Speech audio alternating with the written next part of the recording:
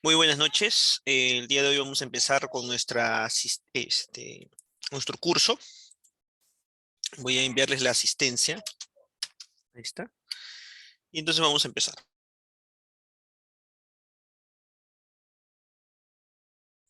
Ya, muy bien. Ya les envió la asistencia. Entonces, el día de hoy vamos a hablar sobre las reformas borbónicas en el siglo XVIII. Nosotros debemos entender que las reformas borbónicas se desarrollaron con un propósito y vamos a ver cuál es el propósito real e idóneo para esto. Entonces, uno de los objetivos que ha tenido las reformas borbónicas han sido fortalecer el poder y centralizar el gobierno español sobre todo. Entonces, producto de esto, nosotros vamos a encontrar, a ver por favor sus audios, hay que tener mucho cuidado con ello. Vamos a apagar los audios, ya está. Entonces, es importante tomar en cuenta ello. ¿Por qué? Porque estamos viendo cómo se han desarrollado las reformas borbónicas. Entonces, es fortalecer el poder y centralizar el gobierno español. Y otro propósito u objetivo era pues aminorar el poderío político que tenía la aristocracia dentro de los virreinatos. Por último, tenemos pues lo que se quería es recuperar sus posiciones americanas. En otras palabras, lo que podríamos decir es que pues en este caso era poder recuperar todo aquello que se había perdido, ¿no? Entonces vamos a encontrar a personajes tan importantes como por ejemplo el rey Carlos III, al ministro de las Indias José Gálvez, el visitador de México, por ejemplo.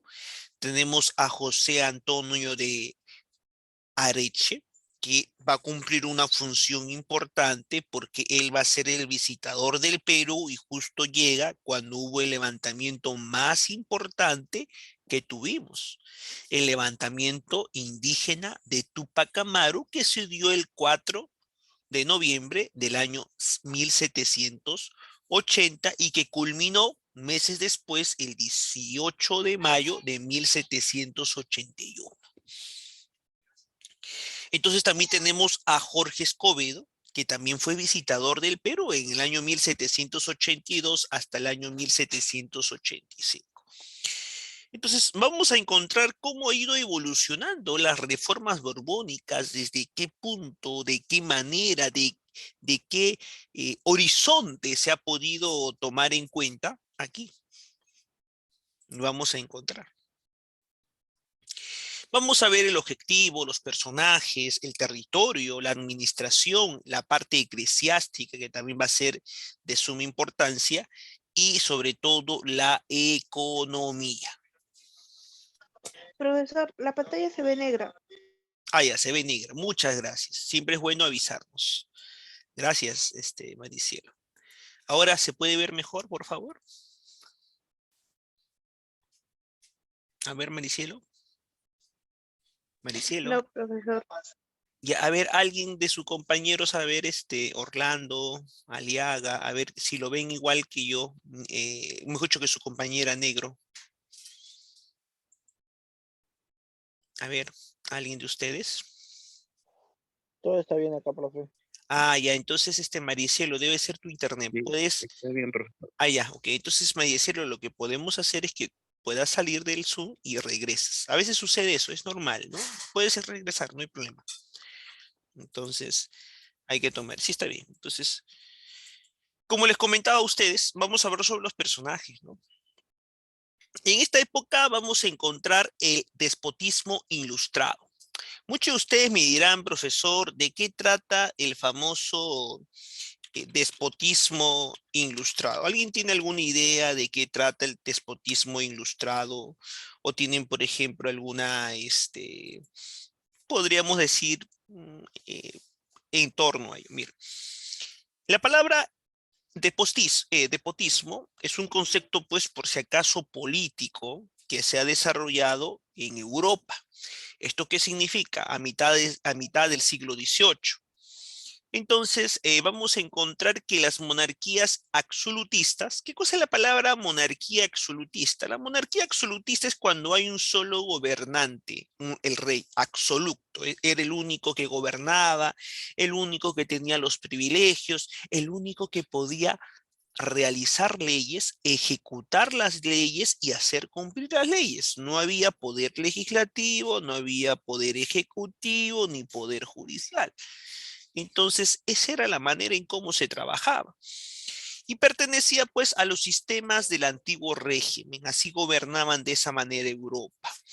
Por eso hay que entender que esta palabra despotismo ilustrado fue acuñado por historiadores alemanes recién en el siglo XIX, en la cual vamos a encontrar a monarcas como Carlos III de España, que justo vamos a hablar de él. Tenemos a la reina Catalina, Catalina segunda de Rusia, dicho sea de paso. Además de ello, tenemos a quién? Tenemos a Gustavo III de Suiza, de Suecia, disculpen. Tenemos a José I de Portugal, a María Teresa I de Australia, que también va a ser importante, va a cumplir un propósito, y los hijos de José II de Austria, ¿no? De Austria, disculpen, es María Teresa de Austria, no es Australia, Australia es otro país. Entonces, Leopoldo II de Austria, Federico II de Prusia, Prusia es lo que hoy día conocemos como el norte de Alemania, por si acaso, y Luis XVI de Francia. Luis XVI, que más adelante este rey Luis XVI va a ser, pues, en este caso, asesinado. ¿Producto de qué? Producto de la Revolución Francesa. Entonces, muchos de ustedes, como ya sabrán, la Revolución Francesa va a ser un icono tan importante que justo se va a celebrar de acá a 7 días, una semana, que es el 14 de julio del año 1789, en donde los burgueses, que eran comerciantes dedicados al comercio, gente que era dueño de fábricas, se van a unir para acabar contra el antiguo régimen, contra el rey. Le van a decir, tu rey no nos puedes gobernar más, porque tú lo que has hecho, lo único que has podido hacer con nosotros, nos quitas nuestro dinero, nos quitas lo poco que ganamos, además que nos quitabas todo esto. ¿Qué es lo que sucede? Sucede pues que vas a tomar en cuenta decisiones pues que van a ser eh, sobre todo que es importante, que van a oprimir al pueblo. Entonces, Luis XVI va a hacer todo esto. Va a cometer todos estos acontecimientos, toda esta situación, y dicho sea de paso, después vamos a encontrar cómo Luis XVI va a acabar ¿en dónde? En la guillotina. La guillotina fue la primera vez que se usó en la cabeza de, por si acaso, si ustedes no lo sabían, de sobre todo alguien que era importante en esos tiempos. ¿Quién es esa persona que era importante? Era pues el rey, ¿no? Usaron para él, usaron eso y pues nos damos cuenta que fue necesario en ese tiempo. Entonces, viendo toda esta situación, nos damos cuenta cómo estaba el origen. Entonces, ¿cuál era la frase que tenían los déspotas? Así le llamaban déspotas, el despotismo. Ellos decían, todo para el pueblo, pero sin el pueblo. Esto se usó mucho en el siglo XVIII. Era un lema de parte del despotismo ilustrado, porque se hablaba de un paternalismo. En donde, ¿qué significa eso, profesor? El paternalismo se usa bastante en política. Yo te doy siempre, te mantengo. ¿Para qué? Para que nunca seas independiente. Siempre dependas de mí. Eso se llama paternalismo. En el Perú hemos tenido gobiernos paternalistas y ustedes saben muy bien a qué tipo de gobierno nos referimos, que daban pues dávidas, ¿no? Daban regalos y así la gente, ¿qué cosa? Se quedaba contenta y dependía siempre de esos regalos. Entonces, esto de decir el paternalismo no es de ahora, sino que ya ha existido desde años muy antiguos, y uno de ellos han sido pues el despotismo ilustrado, donde decía todo para el pueblo, pero sin el pueblo. En otras palabras, te doy cosas, pero eso no significa que algún día serás libre, sino que siempre dependerás de mí. Entonces, esa frase implicaba pues que el gobierno se realizaba medidas para el pueblo o para su mejora, pero las decisiones eran tomadas ¿con quién? ¿Por quién eran tomadas? Por el rey, ¿no? Sí, o sea, sí, tomaba decisiones para el pueblo, pero sin la intervención del pueblo. Entonces, al final el que tomaba la decisión, ¿quién era? El monarca. Y a tomar pues la decisión el monarca, necesitaban exclusivamente que no se dañen sus privilegios. Entonces, hay que entender que vamos a encontrar a grandes intelectuales, filósofos, dedicados ¿a qué? ¿A qué, profesor? Ahorita vamos a ver. A esto, a defender el despotismo ilustrado. Thomas Hobbes es uno de los personajes que también habló sobre el despotismo ilustrado, ¿no? Con su obra el Leviatán, ¿no? Es una obra muy interesante. Después tenemos al Barón de Montesquieu, es un personaje, por si acaso, que ejerció bastante conciencia en la burguesía en el siglo XVIII, y escribió una de sus obras muy interesantes, El espíritu de las leyes, en la cual fue considerada una de las mejores obras, porque con esto iba a partir por primera vez un tipo de gobierno en las monarquías. Él va a decir, tiene que existir una república, una monarquía o un despótica, ¿no? Un despotismo. Entonces, eso es lo que existía, ¿no? Y van a ver qué cosa los poderes, ¿no? De ahí tenemos a quién, tenemos a France Marie Orogore, quien sería en otras palabras Voltaire. Voltaire también fue un personaje que defendió el despotismo ilustrado, por si acaso. Aún el mismo Isaac Newton, ¿han escuchado quién es Isaac Newton, no? ¿Cierto? ¿Han escuchado de Isaac Newton? ¿Alguien ha escuchado de Isaac Newton? ¿Saben quién es Isaac Newton, no? Creo que es el que descubrió la gravedad, si no me equivoco. Excelente, muy bien, sí. Dice que Isaac Newton, eh, hay una anécdota de él, justo en la gravedad, Luis Enrique. Cuenta que él estaba en pandemia, igual que nosotros que estuvimos en pandemia, casi 2 años encerrado, justo estuvo la peste negra. ¿Qué sucedió con él? Él debió haber acabado la universidad en 4 años. Me olvidé decirles, en Europa las universidades son en 4 años, acá en el Perú son 5, ¿no? En Latinoamérica, mejor dicho. Ni crea, en la UBA, que es la Universidad de Buenos Aires, se acaba en 4 años, ¿no? Salvo en América Latina, el resto todos lo hacemos en 5, 6, 7 años. Entonces, Isaac Newton lo hizo en 4 años, debería hacerlo, pero al final acabó en 6. 6, 7 años acabó la universidad. Dice que un día él estaba recostado, justo me ha hecho recordar la gravedad, dice que estaba en su casa, y dice que estaba así, recostado. Y un momento otro dice que cayó una manzana. Y dice que se levantó, ¿no? Asustado. Y dice que dijo, ¡Eureka! ¡Eureka! Y dice que ustedes me dirán, ¿pero qué significa, profesor, eureka? Allá. La palabra eureka es una palabra de origen griega. Esta palabra, les comento a ustedes, significa lo encontré. Y él así empezó a hacer las 3 leyes de Newton. Primera ley de Newton, segunda ley de Newton, tercera ley de Newton.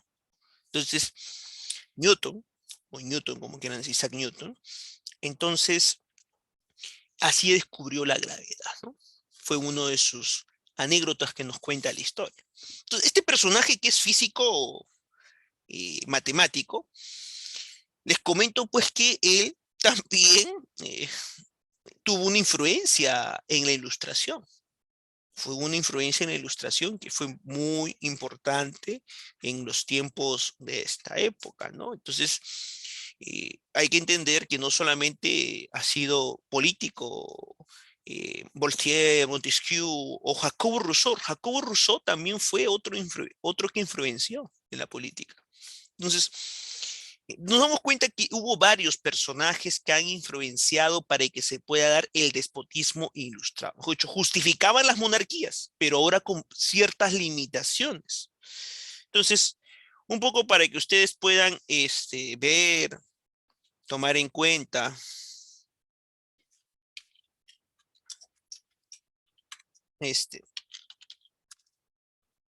a ver todo este proceso que es tan importante para nosotros. Entonces tenemos a Felipe V Borbón, inicia las reformas, les comento a ustedes. De ahí viene Carlos III, justo el que a nosotros nos interesa, porque Felipe Borbón va a ser el que va a iniciar todas las reformas.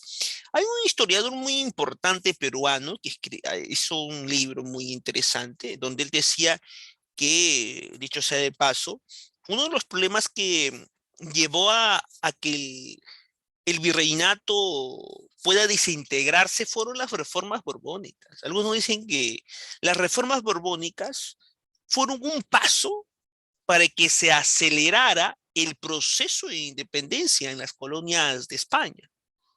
Ojo, fue un proceso.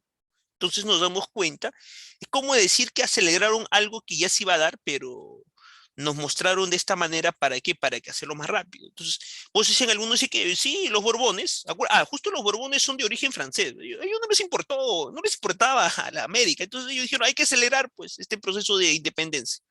Y eso es lo que podríamos decir que sucedió. Luego de esto, justo los objetivos, ¿no? Acrecentar el poder español, fortalecer y centralizar el gobierno monárquico y disminuir, justo es lo que querían ellos, disminuir el poder político que tenían quienes, los criollos. Los criollos tenían mucho poder político, entonces a estos criollos querían qué cosa decirle, oye, no queremos darte poder, tú no debes tener poder político, tú no puedes, ¿por qué? Porque tú no naciste en España. Entonces, profesor, ¿quién es el criollo? El criollo, pues, no es otro personaje que es el hijo de padre español, madre española, pero que lamentablemente para ellos habían nacido en tierras fuera de España. Entonces, para eso se les decía criollos. Y ustedes, como hemos visto el tema social del virreinato, hemos tratado pues que ustedes van a ver que eran muy racistas, era una forma en cómo tomaban en cuenta. Entonces, tú no naciste en España, en la península, entonces tú no tienes los mismos privilegios. Y eso es lo que sucedía. Por eso vamos a encontrar a un Simón Bolívar, a un San Martín, a un Hipólito Unanue, a un Mariano Melgar. Vamos a encontrar, ahora que Melgar se ha vuelto de moda, ya saben quién es Mariano Melgar, un poeta romántico de la época de la independencia. Tenemos, por ejemplo, un Faustino Sánchez Carrión. Entonces, vamos a encontrar a muchos personajes que han sido criollos y que han participado, pues, en este proceso de liberación. Por ejemplo, tenemos a personajes como Francisco de Miranda, que fue un personaje que, dicho sea de paso, valga la redundancia, participó en 3 procesos tan importantes. Él nació en Caracas, participó, por ejemplo, Francisco de Miranda en la independencia de los Estados Unidos, que fue en 1776. Participó, ¿en dónde, profesor? En la Revolución Francesa, que fue en 1789. Participó en la batalla de Carabobo, que fue una batalla decisiva para que los venezolanos puedan tener esa independencia del poder español, ¿no? Y eso, pues vamos a darnos cuenta que Francisco de Miranda no era español, netamente era un criollo, igual que Bolívar. Entonces, nos damos cuenta que ellos querían tener el poder, pues si no le quisieron dar, le dijeron, no, no podemos dar a los criollos, porque si le damos a los criollos, se va a salir va a haber un descontrol total. Ahí está justo lo que les decía a ustedes, los visitadores generales. José Gálvez, ministro de Carlos III, José de Arreche, el primer visitador que llegó, y el segundo visitador fue Jorge Escobedo. A ver, les comento. Uno de los problemas tan importantes y necesarios que vamos a tomar en cuenta aquí va a ser ahora la forma territorial. Como ustedes ven en imágenes, y esto es importante también que yo lo señale, y lo voy a poner acá. Miren, así era antes el virreinato del Perú, miren, el virreinato del Perú. Era llamado el virreinato del Perú. Este color amarillo se llamaba el virreinato de Nueva España. ¿Y cuál era la capital? Caracas. Y todo esto era, ¿qué cosa? El virreinato del Perú. Entonces, producto de las reformas borbónicas, va a haber un tema muy importante. El objetivo es cambiar esas formas de gobierno. Entonces, el objetivo era evitar, ¿qué cosa? El contrabando de los ingleses y portugueses, ¿no? Entonces, los portugueses, si ustedes se dan cuenta, ya estaban avanzando, ¿no? Do Brasil, ¿no? O sea, así se llama en portugués. Entonces, era, ¿qué cosa? Mejorar sus administraciones. Si ustedes se han dado cuenta, antes el virreinato del Perú era muy grande. Y acá en la capital era donde dominaban toda la zona, hasta Panamá llegaba nuestro virreinato, ¿no? Era Cartagena, Santiago, Santa Fe de Bogotá, Quito, Piura, Trujillo, Cusco, La Paz, Charcas, Asunción, Río de la Plata, Tucumán, Mendoza, Santiago. Entonces, no había una real conceptualización, dominio ante esta situación que se podían dar. Y por eso se van a crear dos virreinatos dentro del territorio español. Nueva Granada, que va a ser creada en el año 1717, van a haber barcos extranjeros. Ese era el problema. Los barcos extranjeros, había un desorden interno y avance de quién, de los portugueses. Los portugueses deberían quedarse hasta aquí, porque acá hay un tratado que hicieron con Alejandro VI, que era el papa de aquel entonces, hicieron una bula papal. Una bula papal es un contrato que lo hacen con el papa, obviamente, ¿no? Entonces los portugueses les pertenecía toda la parte oriente y la parte occidental le pertenecía a quién, a los españoles. Por eso los portugueses se quedan con esta zona del Brasil, ¿no? Después, do Brasil, como saben decirlo en portugués, llegaron hasta acá. Entonces, eso fue un gran problema que había. En Río de la Plata, el Río de la Plata va a ser toda esta zona de acá. Ahí está Río de la Plata. Nueva Granada va a ser todo esto. Entonces, en Río de la Plata, te comento, el problema era barcos extranjeros ilegales y el control del sur atlántico. En otras palabras, toda la zona del Atlántico no había mucho control. ¿Por qué? Porque estaba muy alejado de la capital, pues. La solución, crean pues el virreinato de Nueva Granada en el año 1717 y crean el virreinato de Río de la Plata, Nueva Granada y Río de la Plata en 1776. 1776, ¿ah? Justo va a ser una época muy importante porque en ese tiempo se va a dar el proceso de la independencia del Perú. No, del Perú no, sino de los Estados Unidos, disculpe, de los Estados Unidos. Que justo, por si acaso, hace 2 días, el día lunes fue la celebración de la independencia de los Estados Unidos. Entonces, ahora, producto de las reformas borbónicas, de esta manera va a quedar Sudamérica. Dominios de Portugal, miren, todos estos dominios de Portugal. Este se va a llamar Capitanía General de Venezuela, el Virreinato de Nueva Granada, el Virreinato del Perú y Virreinato de ¿dónde? El Virreinato de Río de la Plata.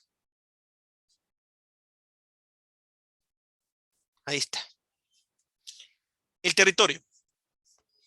Santa Fe de Bogotá, Panamá, Colombia, Iquito y Maynas.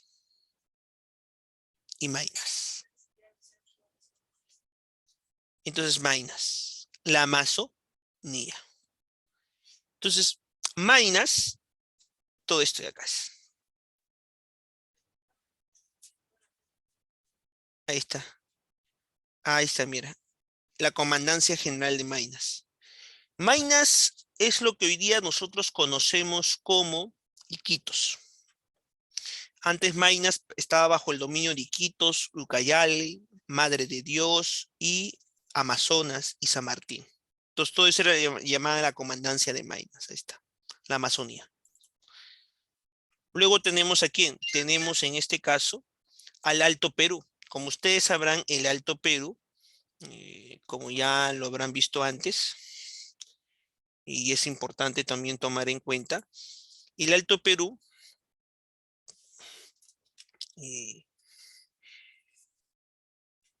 Es de Bolivia, Potosí, sur del Perú, Argentina.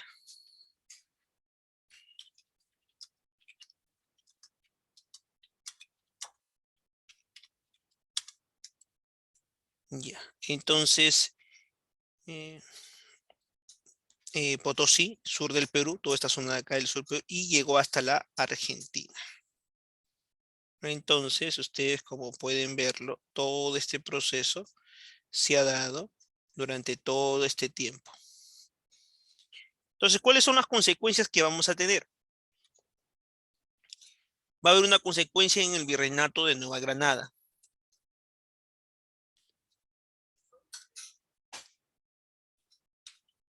¿Y cuál es la consecuencia que justo?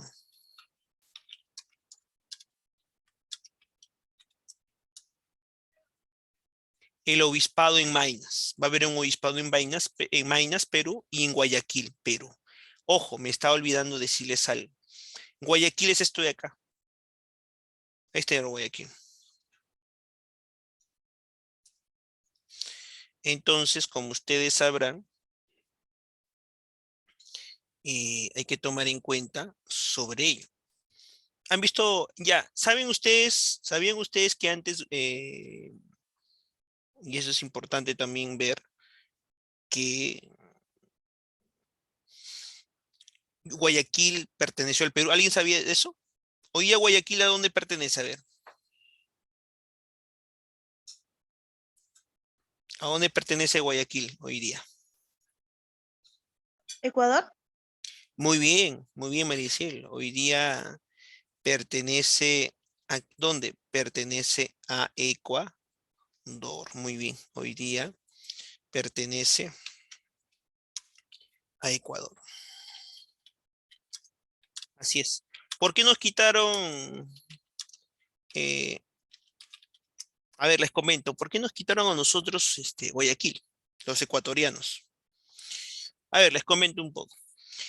Guayaquil, eh, hubo un problema. Cuando el Perú se desintegró, mejor dicho, tuvimos en este caso la independencia en América en Sudamérica, hubo dos principios. Uno se llama la libre determinación de los pueblos y el otro se llamaba el utis possidetis. ¿Y qué cosa consistía? A ver, te voy a comentar. El utis possidetis decía que debían quedarse todos los virreinatos de esta manera, desde 1810. Así deberían quedarse todos. Así deberían quedarse. Esa era la forma, eso decía el utis possidetis. Pero había otro principio que se llamaba la libre determinación de los pueblos. Entonces, ¿qué es lo que hicieron con nosotros? Hicieron lo siguiente. Una consulta. Bolívar quería quedarse con ¿qué? Quería quedarse con Guayaquil. Porque acuérdate que todo esto, con todo esto. Entonces, lo que sucede es lo siguiente.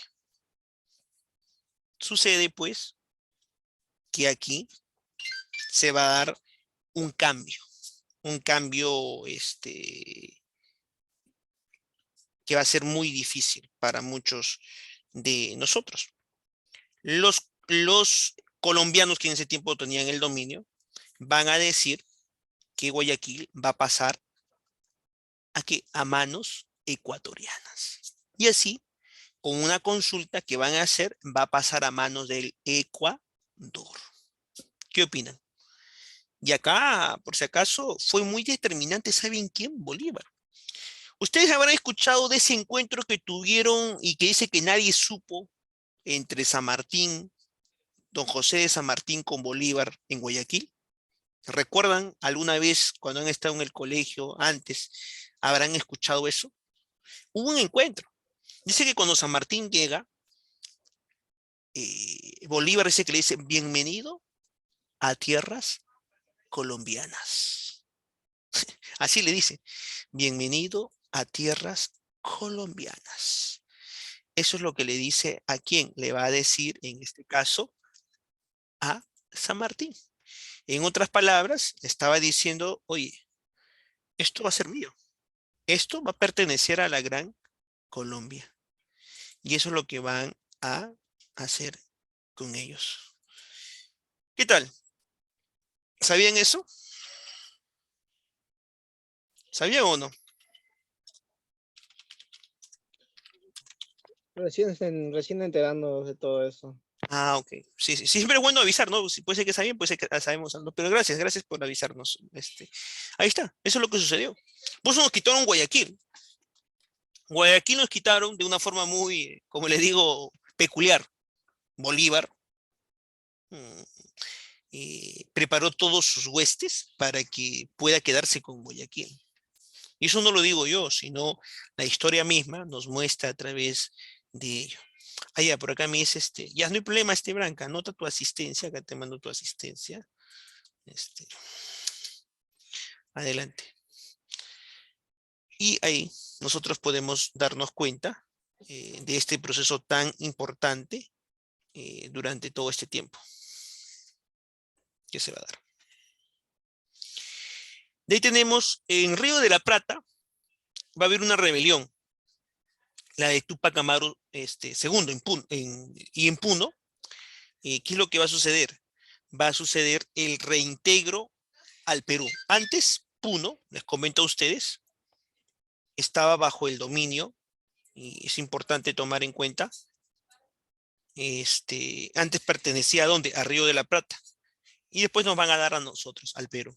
Ahí está. Ese es un poco para que ustedes puedan conocer este proceso tan necesario y peculiar que va a tener durante todo ello, ¿no? Ustedes puedan ver.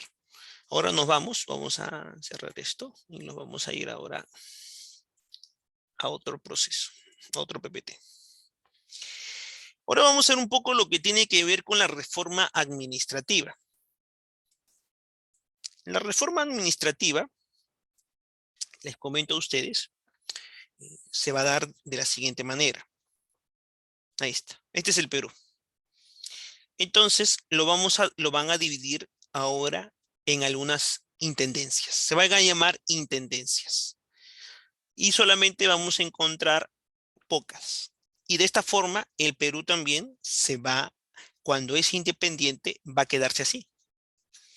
Tenemos Trujillo, Tarma, Lima, Huancavelica, Huamanga, Cusco, Puno, Arequipa. Ah, y la Comandancia General de Maynas. Entonces, prácticamente teníamos ¿cuánto? Casi 10 provincias. Así fue cuando se liberó el Perú, entre 9 provincias. Entonces, Trujillo, miren, llegaba hasta Guayaquil. Guayaquil era parte de Trujillo. Tarma es lo que hoy día conocemos como Huancayo, ¿no? Miren, Lima era hasta Ancash, ¿no? Si ustedes y Huancavelica, miren el pequeño territorio, que era conocido como Castro Virreina, ¿no? Y Huamanga es lo que hoy día es Ayacucho. Arequipa llegaba hasta Tacna, miren, hasta Arica, Tarapacá, ¿no? Y ahí está Puno. Entonces, de esta manera, era la forma en cómo se ha dado. ¿Cómo era llamado? La persona que estaba a cargo de estas intendencias se llamaba intendente. Era el funcionario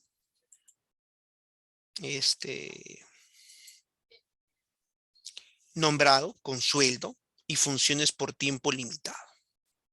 ¿Qué más encontramos acá?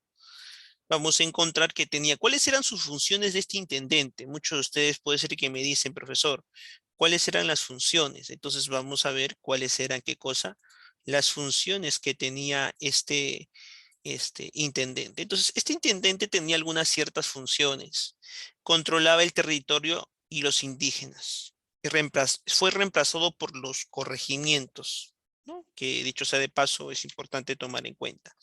Fue creado por el visitador Jorge Escobedo en el año 1784. La división se hizo por subdelegación. Cada uno tuvo su subdelegado o partido, así le decían en esos tiempos. Y así está, miren. Trujillo, Lima, Arequipa, Huancavelica, Huamanga, Cusco y Tarma, y nos revuelven a nosotros en el año 1796.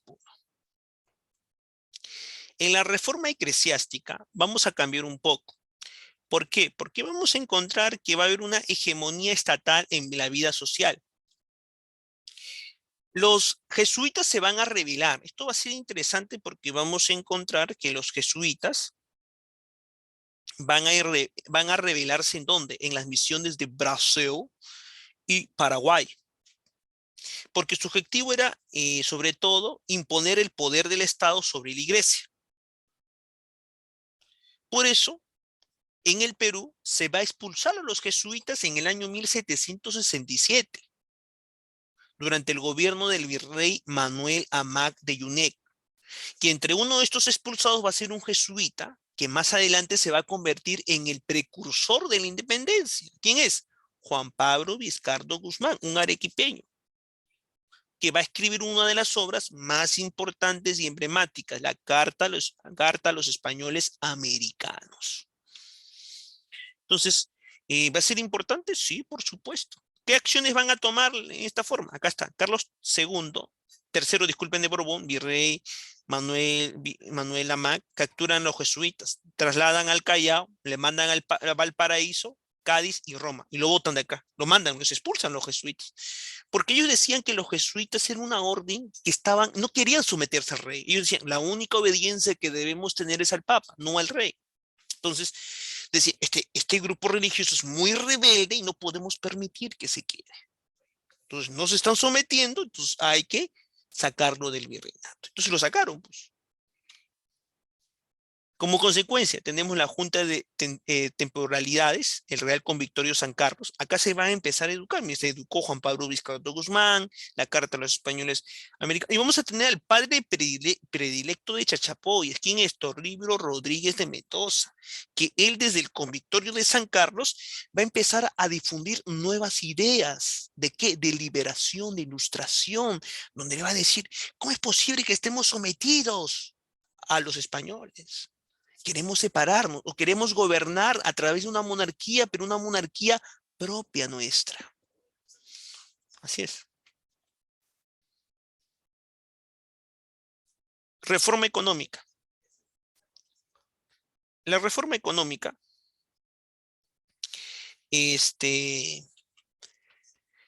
va a haber medidas para terminar privilegios particulares y centralizar y beneficiar a quién? A España. Va a haber nuevos impuestos. Los impuestos van a ser del 6%. El español tiene que pagar 6% y el extranjero, si estaba trabajando, pagar el 7%. Va a haber más comercio, simples trámites y protección de productos ¿de qué? De los españoles. Ahí está. Comercio libre. Tratado de Utrecht con Inglaterra. Navío de permiso. Miren, así de esta manera se trabajaba. Y piden el dominio de comerciantes de Lima hasta Sevilla, Cartagena de las Indias, La Habana, Veracruz, Panamá, Portobelo, Callao, Valparaíso, Buenos Aires, La Concepción. Esa era la forma en cómo se trabajaba. ¿Se dan cuenta? Y de esta manera, nosotros encontramos cómo se dieron las reformas borbónicas. ¿De qué manera? ¿De qué forma? Por ejemplo, les comento algo. El cambio de dinastía española fue muy difícil. Muchos me dirán, profesor, ¿cómo se dio el cambio de dinastía? Entonces, con el siglo XVII llegaba a su fin la vida de Carlos II de España, les comento a ustedes. Con él termina el gobierno español de la dinastía austriaca, de los Habsburgo, ¿no? Eran de origen, pues, alemana, ¿no? Que lamentablemente,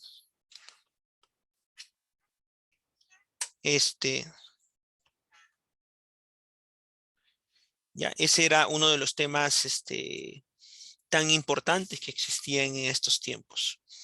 Entonces, España, potencia en Europa con Carlos I y Felipe II, venía decayendo en España. Entonces, al final vamos a encontrar que tenía muchos enemigos y quisieron repartirse el imperio español.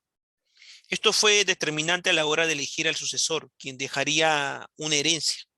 ¿Por qué? Porque Carlos II tuvo un problema. No tenía hijos. Entonces, como no tenía hijos, pero sí tenía un sobrino muy lejano.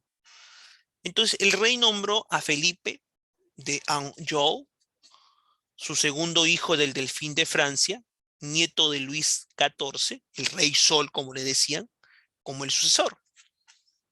Pero los españoles no querían porque era un francés, porque él nunca se crió dentro de la España, sino que se crió en Francia. Entonces los ingleses dijeron, no, no nos conviene que España y Francia se unan, nos podrían derrotar. Acuérdate que como enemigo íntimo, rival siempre fue Francia e Inglaterra.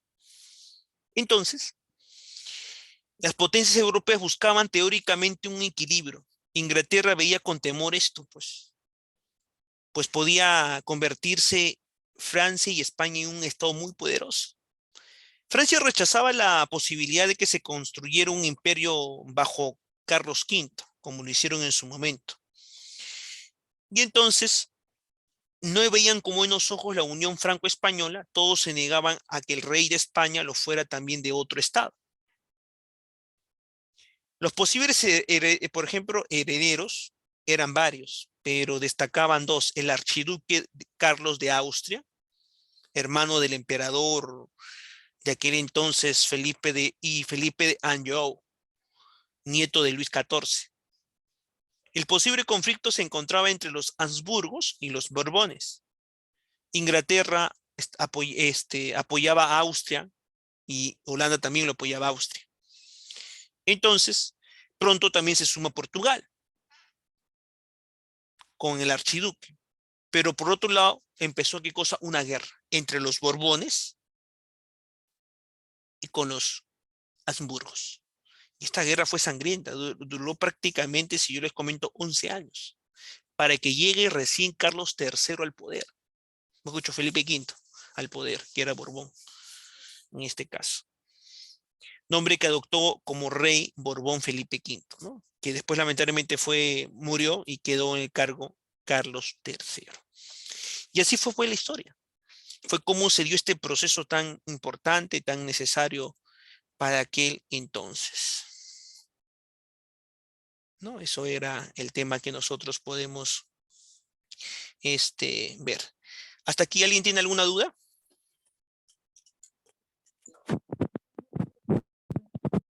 ¿Sí? ¿Dudas, inquietudes? Ninguna, profe. Ninguna. Ya, si no tenemos dudas, no hay problema con ello. Muchas gracias. Ya, déjame ver acá. Si no hay dudas, inquietudes, no hay ninguna, ¿no? Ya, muy bien. Entonces, cualquier duda, yo quedo su pendiente en el WhatsApp. No hay ninguna inquietud al respecto. Ya, entonces, así quedamos. Y gracias por su tiempo. Hasta luego.